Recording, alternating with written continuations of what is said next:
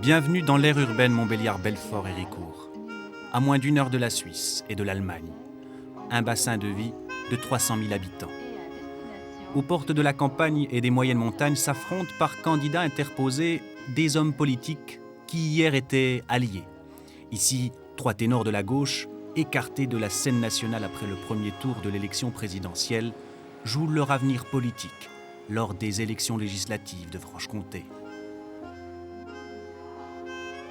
Pour le Parti socialiste Pierre Moscovici, Raymond Forny, président de l'Assemblée nationale, mais aussi celui qu'on nomme l'autre lion de Belfort, Jean-Pierre Chevènement. Il présente des candidats contre ses anciens amis socialistes. Le Front national peut se poser en arbitre dans une région blessée par les plans sociaux de 2 entreprises, véritables poumons économiques de la région. A été un centre qui a employé jusqu'à 25 000 salariés. Ils sont descendus à 13 000 en quelques années. En 1973, on était à 25 000 salariés. Milieu des années 80, on était redescendu à 13 000. Donc il y a eu quand même la moitié d'emplois disparus. C'était vraiment très très important. Ici, c'est Alstom qui est quand même l'entreprise phare, qui est aujourd'hui complètement démantelée. Elle représentait, c'est pareil, 12 à 13 000 emplois. Aujourd'hui, elle est démantelée en petites unités dont l'avenir est incertain, autant pour l'une que pour l'autre, qui est filialisée, revendue, etc. Bon, il y a un contexte économique qui est quand même très difficile. La 4e circonscription du Doubs, 12 candidats affrontent le député sortant, l'ancien ministre des Affaires européennes, Pierre Moscovici. La circonscription est gagnable, mais rien n'est acquis. Pierre Moscovici n'a jamais pu ravir la mairie de Montbéliard. Cela fait pourtant près de 10 ans qu'il s'est installé dans la région. Il y a eu une guerre interne au PS, finalement, qui fait que le RPR a réussi à gagner la ville. Et donc, l'élection suivante, le PS a voulu régler le problème en envoyant un jeune énarque très prometteur qui est Pierre Moscovici.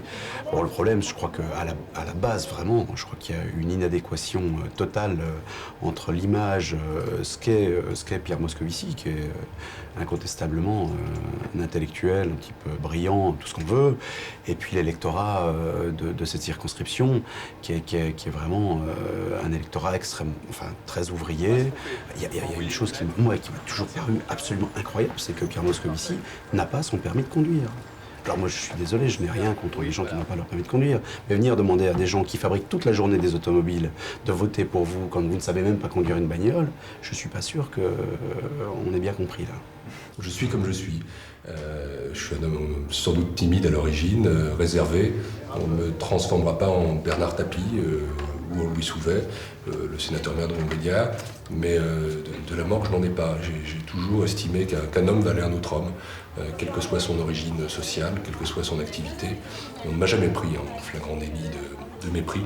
Et donc j'essaye de sortir de moi-même, mais en même temps, je veux qu'on me considère comme ce que je suis, c'est-à-dire un homme non pas froid, mais sans doute un homme plus réservé que d'autres. Mais la réserve n'empêche pas la profondeur des sentiments.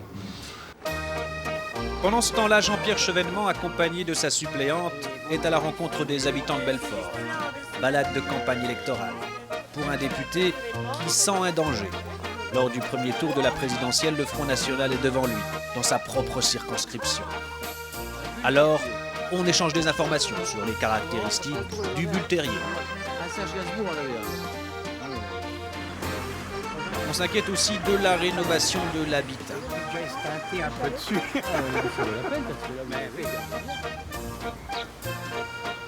C'est qu'ici, on salue surtout Monsieur le maire.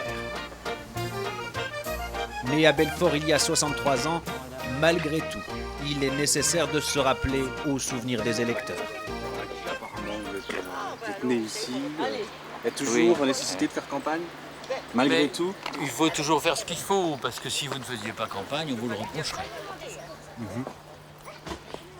Jean-Pierre Chevènement, c'est d'abord le député qui est élu depuis 1973, reconduit à chaque fois, qui revient ici au contact des gens, qui le connaissent bien, ça c'est pas contestable, qui sont sans doute flattés par l'aura nationale qu'il a réussi à acquérir. Je crois que vraiment le Parti socialiste est absolument persuadé que c'est lui qui est responsable de la mort de Jospin, de la mort politique de Jospin, et ils veulent lui faire payer.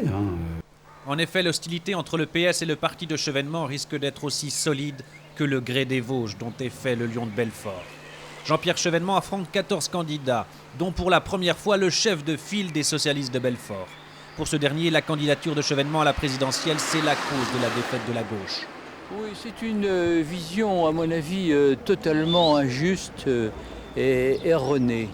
Je pense que le premier tour de l'élection présidentielle a d'abord révélé la désaffection de l'électorat populaire, non seulement vis-à-vis de Lionel Jospin, qui a perdu 2,5 millions de voix, mais vis-à-vis de Robert Rue, qui en a perdu 1 600 000, vis-à-vis des candidats de la droite, même M. Chirac n'a pas fait un très bon score. Donc je pense qu'avant de se tourner vers moi, qui n'ait pas retiré plus de 100 000 voix à Lionel Jospin, il ferait mieux de s'interroger sur leurs propres responsabilités.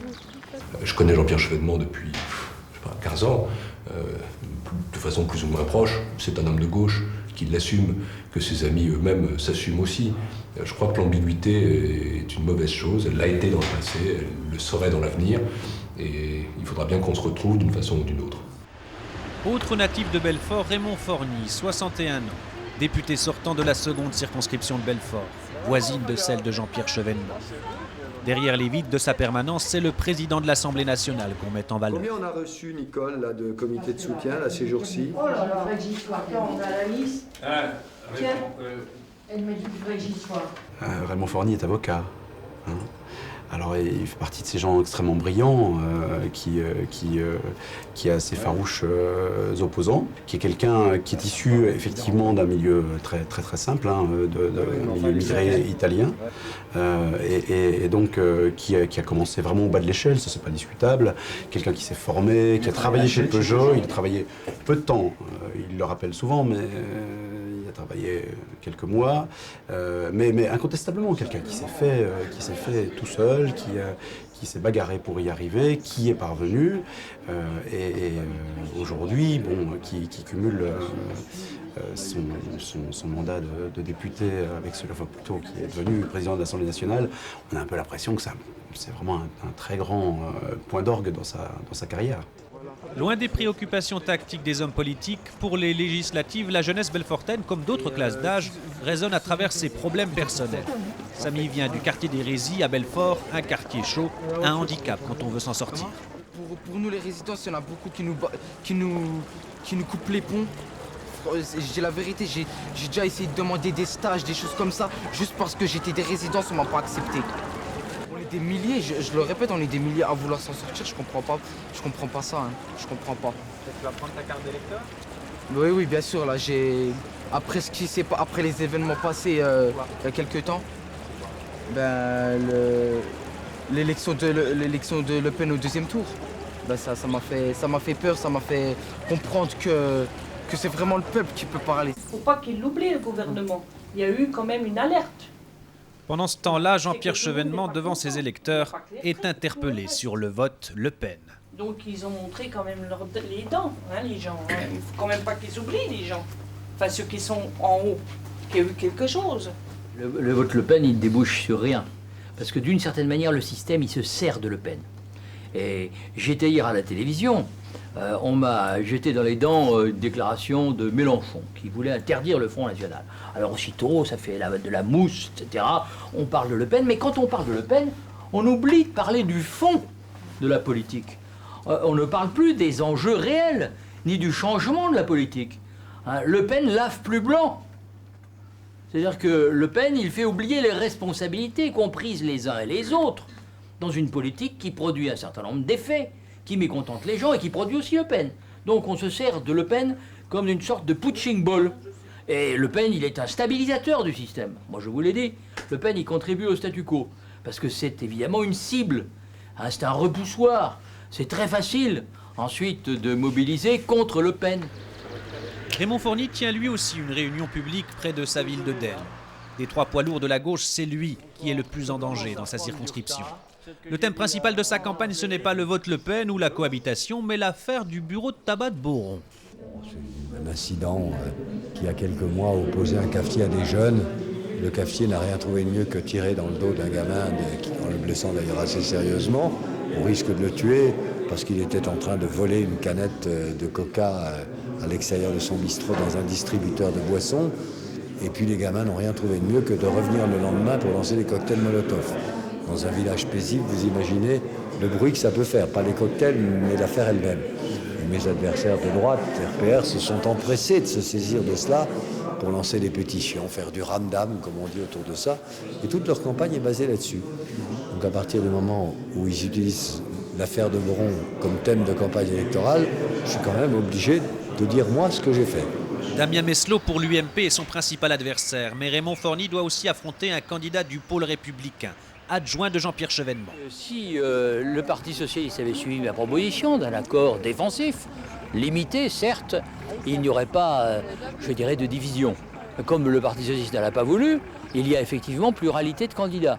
Et j'avais même proposé jusqu'à la dernière minute qu'il n'y ait pas de candidat contre Raymond Forny, s'il n'y en avait pas non plus du côté socialiste contre Michel Suchot, qui a été mon porte-parole pendant la campagne présidentielle. Bon, la direction du Parti socialiste n'a pas jugé utile de faire un geste qui aurait été, à mon avis, légitime. Elle a voulu se venger ? Écoutez, je ne sais pas, je ne vais pas sonder les reins et les cœurs. Je ne sais pas, je prends la situation comme elle est. Voilà, je me bats. Moi, je ne suis pas concurrent de Jean-Pierre Chevènement. Soyons clairs. D'abord, il n'est plus au Parti socialiste. J'espère qu'il y reviendra peut-être un jour, pourquoi pas. Mais je ne suis pas concurrent de Jean-Pierre Chevènement. Je suis dans un autre cheminement. Un autre cheminement, retour sur l'affaire du bureau de tabac de Boron. Son adversaire de droite lui reproche d'avoir soutenu des voyous, de ne pas être intervenu. Alors l'avocat de formation se lance dans une véritable plaidoirie de la défense. Il y a quelques mois, lors de l'agression de M. Félix, propriétaire du bar tabac de Boron, nous avions lancé une pétition de soutien aux commerçants qui étaient en prison pour avoir voulu défendre sa famille alors que ses agresseurs étaient laissés en liberté. Mensonge. On n'écrit pas des mensonges. Car dire que les agresseurs ont été laissés en liberté, c'est faux. C'est faux, tout simplement. Puisqu'ils ont fait 5 semaines de détention, comme M. Félix. Et puis quand on ajoute, notre pétition de soutien a rencontré un vif succès, puisque vous avez été plus de 10 000 à la signer. Pourquoi pas 100 000, pourquoi pas 200 000, personne ne vérifiera jamais.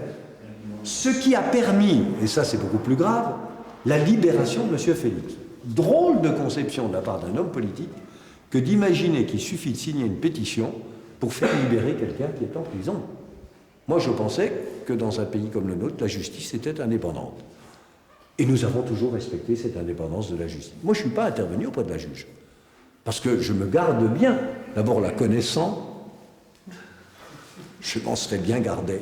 Et puis on ajoute, parce qu'il faut évidemment me mettre dans le coup, parce que sinon ça n'a pas d'intérêt puisqu'on est en campagne électorale, que j'aurais soutenu une association qui s'appelle CPE, proche des milieux intégristes, donc musulmans, immigration, intégrisme, tout ça dans le décor, ça noircit un peu le tableau, que je serais même allé jusqu'à leur prêter une salle dans ma commune. Est-ce que vous imaginez le président de l'Assemblée nationale en train de s'occuper de la location des salles de Dell, il y en a une trentaine.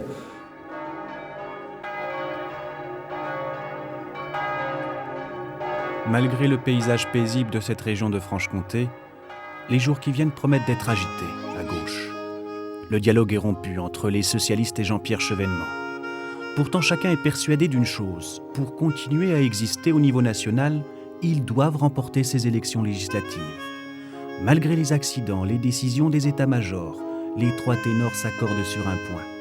Pour conduire les affaires locales, la gauche devra ici, un jour ou l'autre, se retrouver et rouler dans le même sens.